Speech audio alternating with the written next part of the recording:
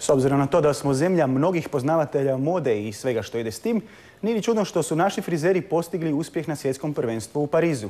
U kategoriji Fantasy Style za žene u konkurenciji 46 natjecatelja, zagrebački frizer Mario Treščec osvojio je odlično 4. mjesto. Čestitamo!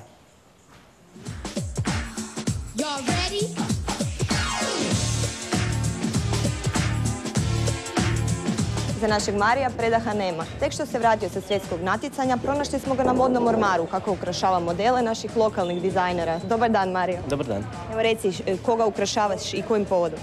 Pa ukrašavamo modela za modni ormar mladih dizajnera.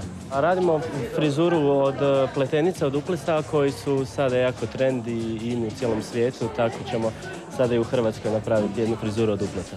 A kako je bilo u Parizu? U Parizu je bilo dosta naporno, jer se radilo danonoćno, spavalo se malo, ali zapravo na kraju krajeva uspješno i jako dobro.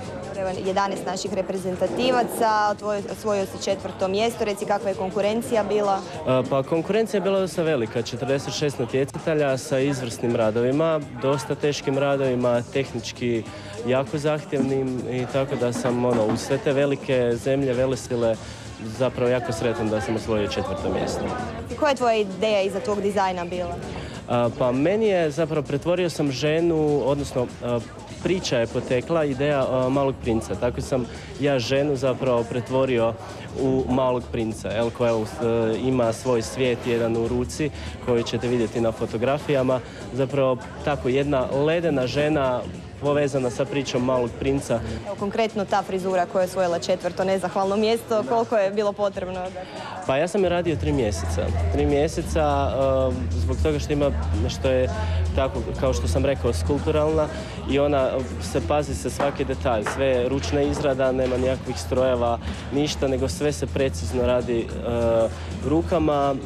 Teške su tehnike bojanja, jer to zahtijeva i kategorija u kojoj se natječemo, znači kategorija fantazije.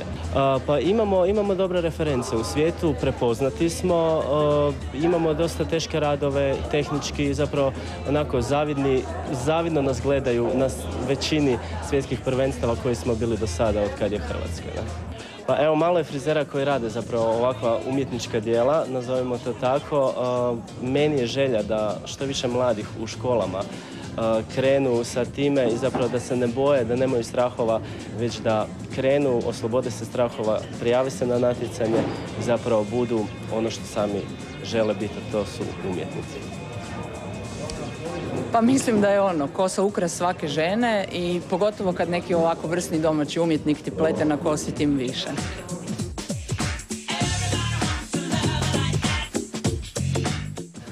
Nezadovoljni činjenicom da nemaju gdje postaviti svoje drame, mladi dramaturzi